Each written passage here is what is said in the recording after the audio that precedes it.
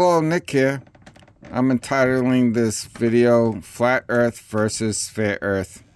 And it all stems around from a discussion I had with a flat earther that pointed out that the distance from the North Pole to the equator is 6,215 miles. Now on flat Earth, this has to be a straight line number because there's no curvature on flat disk plane. Now on globe Earth, this would be a curvature number from the North Pole to the equator. So that's the difference. He said there was no difference, but when I pointed that out, I think he just bailed off on the argument. In any case, this is a known number. We've traveled it by air, land, and sea. Okay, you'll roughly get this number if you do that. Okay? And also, we traveled around the equator by air, land, and sea by 24,900 miles. So these are two known numbers.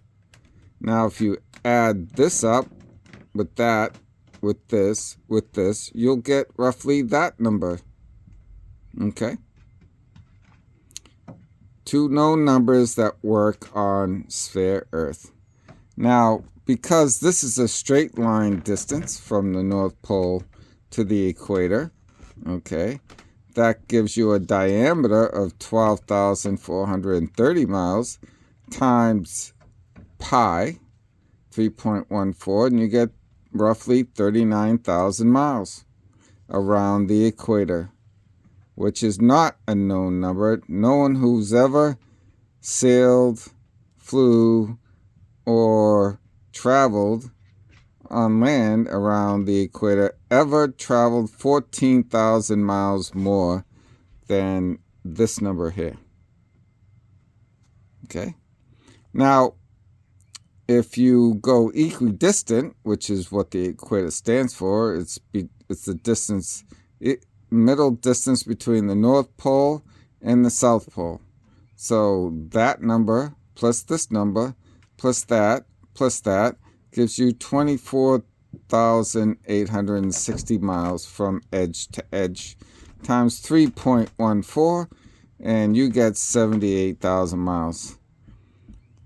Now, Captain Cook here traveled 60,000 miles. That includes getting the 20,000 miles or so to get to the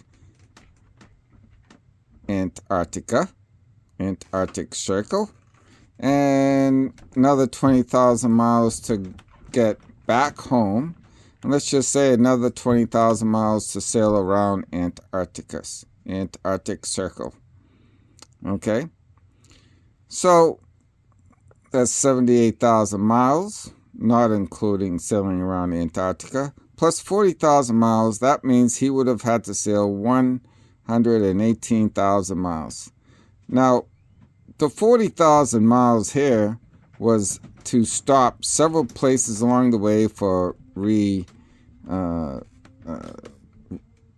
getting food, restocking for water and medicine and whatever they needed for the trip. Okay, so to sail on a sailing ship in the 1800s, just 78,000 miles without stopping for food, water, and medicine. Okay, I don't think that they would have made it to here, somewhere around there. Okay, because that's 18,000 miles more than his entire trip, which he stopped several times along the way. Anyways, what works? 39,000 miles for the equator or 24,900 miles for the equator? All right, Nick out.